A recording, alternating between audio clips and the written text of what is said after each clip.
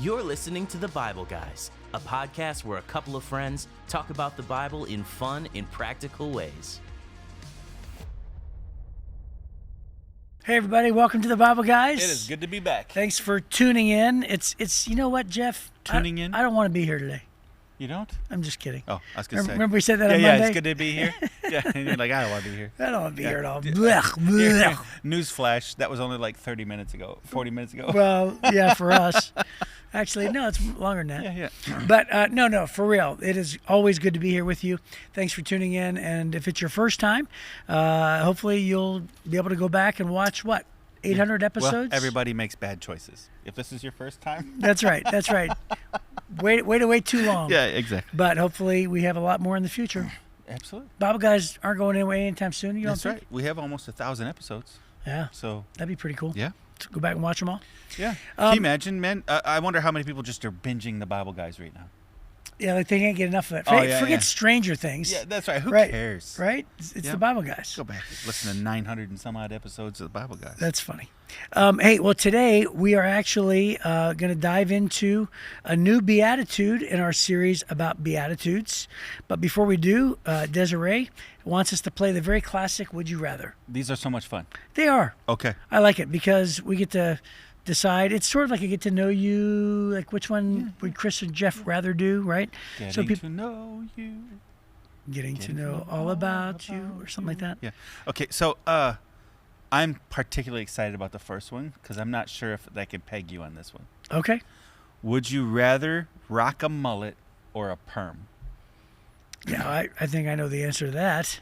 All through the 80s, which one did you want? Did you want the perm or did you want the mullet? Let's be clear. In the 80s, I had a mullet. Oh, did you have a mullet? Not strong, but it was definitely a mullet. Over the collar. It was definitely short over the over collar. the ears? I remember brushing it up. Like I would brush it up so it would fluff out. Fluff. Yeah. I bet you it was that long. Okay. In the back. Wow. I mean, then were you short over the ears? Yeah. Yeah, okay. Yeah, I definitely had a mullet. Yeah. So it was a business in the front, party in the back? Yep, that's right. Sweet. So what about you? Well, I wasn't allowed to have a mullet or Okay. a perm. Right. Oh, that's why you asked it that way. Did I want a perm? Did I want a mullet? Yeah. Which one did you rather have? Yeah, So, I had a you mullet. had the mullet. Did you want a perm? No. Yeah. You kidding me? Yeah. No. I think those were a little earlier. Guys had those before us. Well, and perms really weren't that popular in guys. Yeah. They're still popular in ladies, obviously, but they really weren't that popular. Okay, here's another good one. Would you rather be a kid until you turn You never chose one. 50? You never chose one. Perm or Mullet. Okay. Yeah, my grandson has a mullet. Yeah, I know he So does. funny. All right, go ahead. Would you rather be a kid until you turn 50 or have the appearance of a 30-year-old from your first birthday? Ooh. And she's meaning not in kid at heart. She's meaning actual kid. Be a kid. Physically be a kid be a until kid. you turned 50 or have the appearance of a 30-year-old from your first birthday. Well, it depends. Is your entire life extended that way? Do you live to be 300? I don't know. Or are you just all of a sudden become an adult at 50 and die at the same time? I don't know. Because that would be terrible. Would it? Well, you go through life in your 30s, 40s trying to run a business and look like you're 6 years old? Well, I don't know. I like the idea of looking 30 because now that I'm past 30, Yeah. Right. I'd still be looking 30. Right. Yeah. Yeah, I'd say 30. Yeah? Is that Yeah. a good one? I thought about he's an angry elf. Yeah. Right. Yep. So funny. Peter Dinklage. Yep, I think 30 from the first birthday. There was a show about that. Robin Williams was old. He was born like an adult looking. Okay. Looking old? Do you remember that? Was that Bicentennial Man? Maybe. No, he was a robot in Bicentennial Man. I don't know. Huh. You'll think of it. Or Chad will call you. Yep, right. Okay. Would you rather have the same song stuck in your head forever or have the same dream every night? Ooh. Same song in my head or same dream every night? Well, I guess it depends on the dream. I had a dream last night that flat out. Are we boring you, Chris? Yes. Yes. Is that why you were just yawning?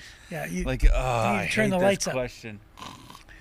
I had a dream last night that scared the fire out of me. Oh, yeah? Yeah, it was really bad. Uh-huh. Like I dreamt that my house was invaded by spiders to such a degree to where there were so many spiders you couldn't run up and down the stairs and get away from them. Oh, wow. Like the quantity of them Mm-hmm. prevented you from running through the stairs. So I live that in real life, but not in a house. So I took back. My boys were 4 and 2, and we went camping in Big Bend National Park, and which is in the boot heel of Texas. If you're thinking about the bottom of Texas along the Rio Grande, it's in the boot heel park. It's 900 and some thousand acres. It's huge. We were camping up in the mountains, and I heard on our tent, and I woke up, and our entire tent underneath our rainfly was covered with tarantulas. Like the whole thing covered in tarantulas. So I didn't realize it, but we were there. The tarantulas migrate in that area. They migrate back and forth, and this was a migration season. And so we were driving down out of the mountains to go. That makes me want to go camping so much more. We were, driving out into the desert. We were going down to the Rio Grande, and we came upon a big migration, and it was like a moving blanket across the road, and my tires on my car was slipping. You ran over them? I couldn't get past where I was going. So I just drove through this whole blanket of spiders, like millions of spiders. I'm not talking, it was probably a quarter mile just of a blanket across the road of spiders going across the road. And so you took out hundreds of thousands of spiders. Wow. Well, I was in it before I realized what was going on, and then all of a sudden my tires were slipping. Look at this black ice. Yeah. Yeah. In the middle of Texas. Isn't that crazy? In the summer. Wow, that is wild, dude. Yeah. I imagine there are majority of people have like goosebumps just listening to that. Yeah. I mean, so you don't want that dream every night. The tent thing? Yeah. The tent thing? That was crazy. I want to die. Yeah. Just thinking about that. I had a big tent. It was a 10 by 14. My wife would die. 10 by 14 tent, and my entire roof was just all covered. My wife would cease to exist. And in those tents like that, when you have a nice rain fly over top, the whole top of the tent itself is see-through. So you can see through it. You take the rain fly off and look at the stars at night. Well, it got cold the night before, so I put the rain fly on so that Thank goodness. We could see. Well, no, they all came up underneath the rain fly, so I could see them on the see-through part, the window on the whole 12-foot by 10-foot. What'd you have to do? Wait it out? Yeah, they just left. They were gone in the morning. I went back to sleep. I can't believe you just said that. You went so you wouldn't back want to that sleep. dream every night, huh? No. So you're going to choose the song every day? I'm going to choose the song. Yeah. If I could choose my dream, I might choose the dream thing, because getting a song stuck in your head forever would drive me nuts. Okay, would you rather live in an amusement park or a zoo? Ooh. That's a good one. I mean, you have to think long term here, right? Yeah. Not just short term. Yeah. So I think long term, I'd have to pick a zoo. Mm-hmm. Me too. Yeah. I think on the short term, it'd be an amusement park. No doubt. Yeah? I love amusement parks, and I love everything about them. It doesn't even matter what kind of amusement park. It could be the kind of carnival in a parking lot. It could be Cedar Point. It could be all of them. I love every bit of it. But long term, I mean, if I'm going to live there, I'm going to say hi to, Jojo the kangaroo. Yeah. Well, having an entire complex of pets is different than the same roller coaster every day. Yeah, because you would literally get to know every single animal. Yeah. Mm-hmm. Yep. Yeah. Yep. Would you rather go backstage with your favorite band or be an extra on your favorite TV show? Depends on the extra. Ooh. Like an extra, like having a line? I don't know. Or an extra, like that's me for a millisecond in the background and it's blurred out. Yeah, I don't know. So I have a friend who is an extra in lots of movies, and he got to be in a movie with Meryl Streep. Oh, nice. And he was in a couple of scenes. Huh? Yeah. He was a waiter. Wow. They cut his line. He had a line, and they cut it. I would say backstage. Well, and again, backstage, does that mean just like meet and greet for 10 seconds, take a photo and leave? She doesn't say, dude. Let's say that both of these are your wildest dream come true. Well, wildest dream come true. You're true. hanging out with them, and then they ask you to go out on the bus and hang out, or you get to have a talking part in your favorite TV show, hang out with the entire cast of. I honestly would say. I'd have to say I want to be an extra on my favorite TV show. I would have thought so. Yeah, that's what I thought you'd pick. Because it lives in infamy. Yeah, it lives forever. Yeah. Yeah. Yeah. Well, good job, man. Yeah, I think I would pick the extra on the TV show too. Yeah. Yeah, good question. Because the backstage stuff always feels awkward to me. Oh, does it? Yeah.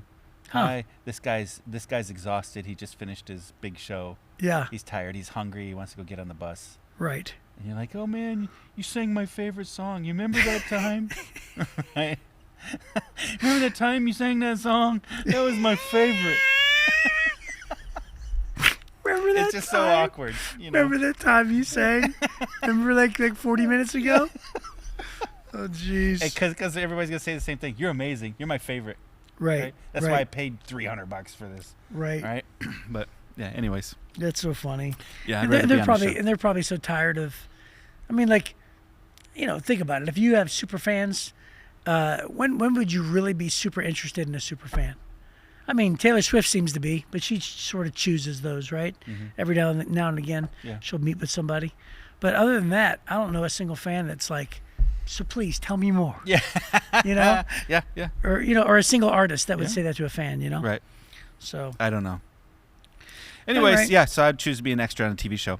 Well, hey, talking about extra.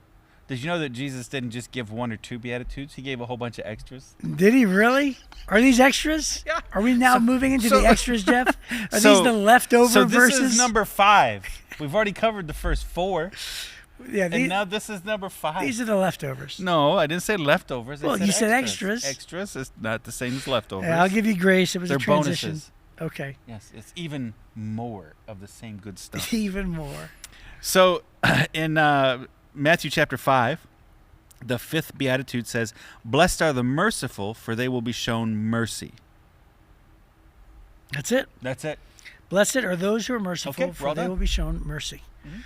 Yeah. Well, hey, let's talk about it. Okay. So the first thing is good idea since we got a podcast. The first idea is let's talk about what mercy is and what it is not. Ooh, okay. Right? Yeah. So mercy is not weakness, right? Mercy is not ignoring sin. It's not sentimental tolerance. Biblically, mercy means compassion in action. Right? Yeah. So it's love that moves towards suffering. It responds to guilt. It's kindness that costs something. In Scripture, mercy always involves seeing distress and choosing to act. Wow. Right? Yeah. So because, when it says show mercy on him, it's not referring to an emotion. Right? Because you can say like, oh, I feel merciful. Well, that's not the same. When Jesus says show love to your neighbor, he's not referring to an emotion of love. He says love your neighbor means giving him your cloak or giving him what is needful for the body, right? He says, hey, if you see somebody who's daily destitute and in need of food, and then you don't give him those things, the book of James says, then how can the love of God be in you? Because when he says love your neighbor, he means love in action. And so when he says, blessed are those who are merciful, merciful means mercy in action. Yeah. Right? Not those who are filled with the emotion of wanting to be merciful. That's powerful. Right? Yeah. I mean, that's really a very big distinction. Because now when you read it, and it says, blessed are those who are merciful, he's saying, blessed are those who act mercifully to those around them. I've always, when it comes to God's mercy, at its core, God's mercy is when he chooses not to give us what we do deserve. Right. Right? And that is a part of it for us when we extend mercy. We're tempted to measure should we or shouldn't we. Mm-hmm. Right? Based on whether or not does this person deserve my mercy or not. And God just chooses out of love. Love drives him to mercy. And so he's not taking into consideration whether we deserve it or not. He just extends it, right? And that's a pretty powerful thing. So then if I'm supposed to be, my character is supposed to be becoming more and more and more like Jesus, then that's one of the things is I stop measuring whether a person deserves mercy and I give it because I'm choosing love in the same way that God has done the same for me, right? Huh. That's good. I like that one. When I think of mercy, I'm so sorry. I have to interrupt this regularly scheduled program to tell you that there isn't a single time, I don't think, that I hear the word mercy where I don't think of the end of a movie where the villain gets what he deserves, and he's taking his last breath, right? And then he says, "What happened to your mercy?" And then the guy says, "I'm a count, not a saint. And so I will buy you lunch tomorrow if you can tell me what movie that came Count of from." Monte Cristo. Yes! Because I said count. Yes. That's right. It is the Count of Monte Cristo. He says, "Mercy, Fernand." I remember that. Yes. I remember that scene. Yes. That's powerful. So Jim Caviezel. That's your favorite movie. It is my favorite Of all movie. time. Of all time. Of all time. Because it has everything in it. So I can remember I was 19, 20, and I felt like the world was falling down around me. The group of Christians that I was connected to in Bible college had a lot of anger and pretty aggressive, and I kind of got caught in it, caught up by it, and then paid the price where their wrath was coming down on me, and I didn't feel like I deserved it. And I'm just kind of reeling. This is that first great crisis as a young adult, faith. And I think everybody goes through crisis of faith, and you're deciding, am I following men or am I following Jesus? And so I lived at the time in Northwest Indiana, and now there's the Indiana National Lakeshore right there, the dunes, and it's a beautiful national park.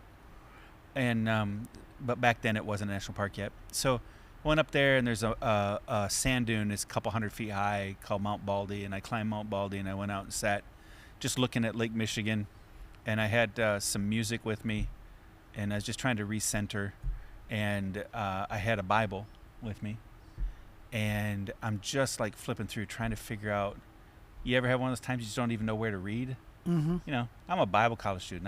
I'd already read through the Bible 10 times probably by the time I was 20 years old, but I just didn't know, I couldn't know where to read. And I opened up to Micah chapter 6 verse 8.